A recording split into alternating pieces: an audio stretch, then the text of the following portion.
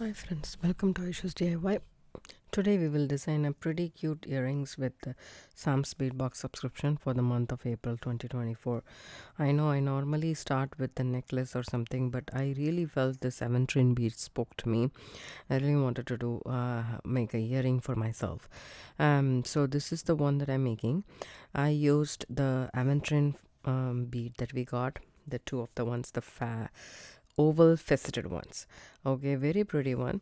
And I had this spacer bead in my stash which went well with everything, and I used this cute flower beads also that we got from some sweet box, plus this turbine kind of a bead that we got a one strand of. I used all of this is a very subtle, like very nice color combination that you can wear on a day-to-day basis. And since it has that white and the light pink and this aventurine green, it will go perfectly with anything and everything. So for this, what I did was I used some wire. So I didn't use any head pin or eye pin. If you have head pins and eye pins, you can use it for the wire wrapped dangles on the bottom. The head pins can be used and the eye pin can be used for the middle, but I wanted to use a 20 gauge wire which I had only a little bit left over in the spool. And this is from the Bead Landing. As I said, the temperament of the wire differs with brands. It's what my personal opinion is. It's not anything, said and done in stone or something like that. But I feel that each brand has its own temperament, apart from being, artistic wire or silver filled or copper wire. I feel that these are copper and they are coated. That's what I think. But the temperament, like if I buy it in Joann's, I feel that artistic wire is a little bit different than the Bead Landing brand, which is from Michael's, the big box store. That's what I'm talking about. I'm not promoting or something over the other or something like that. This is what I feel, and that's my personal opinion from working with wire for this many years. So first of all, what I would do is I would add the bead. Okay, my spacer, any spacer would do.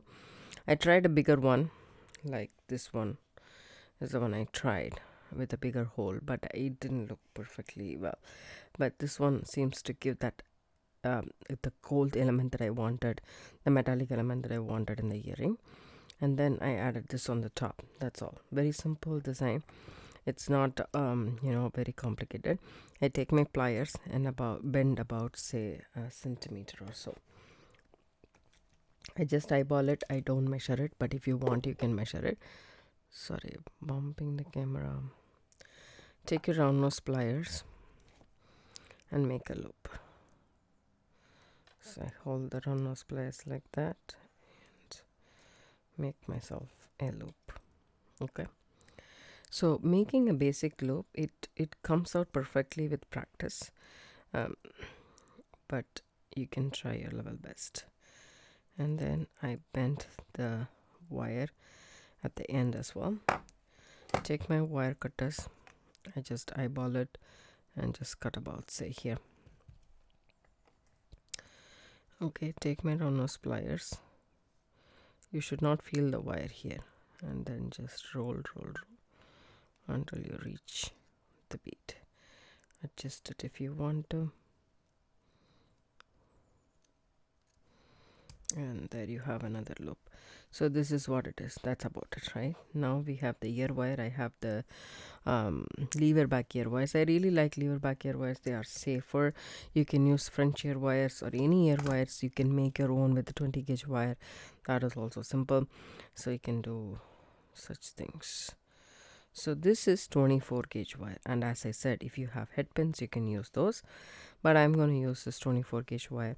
I feel that the head pins that I buy, no matter where I buy from, they tarnish, and these wires don't tarnish on me, so I really like these a lot. So I prefer to use this whenever I can. So here we go. Take the tip and make a U, right? Just like this. Okay, and just squish that U to form a head so that the bead won't fall. Sometimes flimsy is not that good.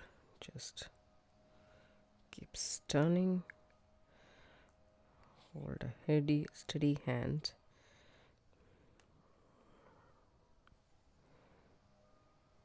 There we go. And then drop your bead down. Take your round nose pliers. I like to work with a spool, so there is absolutely no wastage. I bend the wire after my pliers and then reposition my pliers and make myself that loop. Okay, and then since I'm working with the spool, it's a little bit hard to show, but this is what I have right now. I just straighten that up and make myself that wrapped loop until I reach the bottom, and then snip off the excess tail. Okay, now what I do is, you can see that small bit is sticking out. Tuck the tail in with your pliers and straighten your loop, and we have one wrapped element, or tangles, what you want to call that. I'm gonna make two more, right? So add the next bead, take your pliers and bend it and squish it.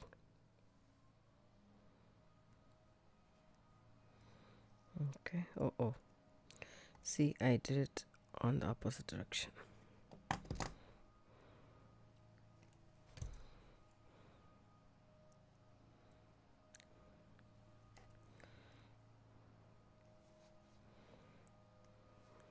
Bend it to you, squish it, drop your bead down, take your pliers, hold it, bend it, reposition, make it into a question mark kind of.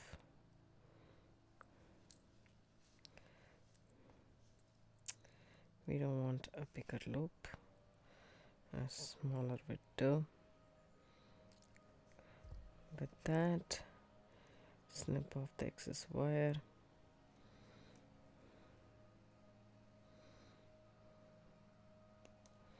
Okay, and tuck the tail in.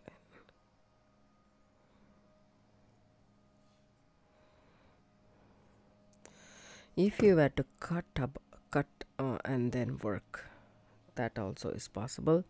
So just about, say, 2 inches or so, that's what I'm cutting. The wire, take the end of the wire and bend it into a U form, just like that, and then squish it between your pliers. Just hold on, see, it just twists, keep on twisting, so make sure you squish that. Okay, there you have your head pin. Add your bead, hold your pliers on top. See, I didn't hold it here. If I hold it here, I will have a long neck. The part that I will show you guys is called a neck. So I hold it where I want it to be, like just a short neck. I bent it 90 degrees. Okay, just like this. Let me just zoom out a bit. Okay, just like that. Then see, there is a space between the bead and this right angle, so that's the neck. So reposition your pliers and then wrap it around the mandrel, just like that, and then you have this question mark kind of a thing. So now again, reposition it and then bring it across. You have the loop. Once you have the loop, wrap it around, wrap until you reach the bead. Now you can snip off the excess wire. See, this much is a wastage, which we can avoid if we are working with the spool.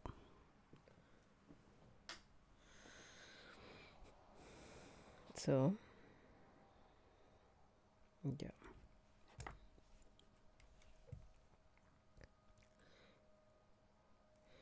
flatten the loop. Make sure this is nice and straight. Everything looks good. Now all you need to do is open up the top loop.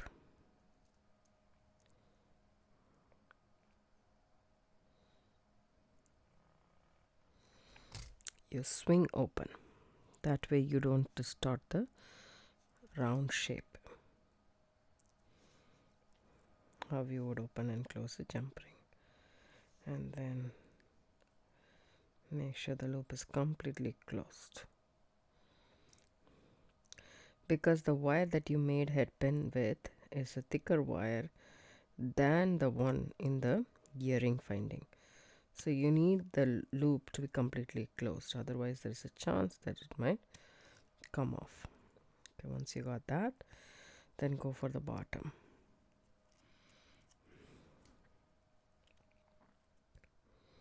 Open up the loop. Add the dangles.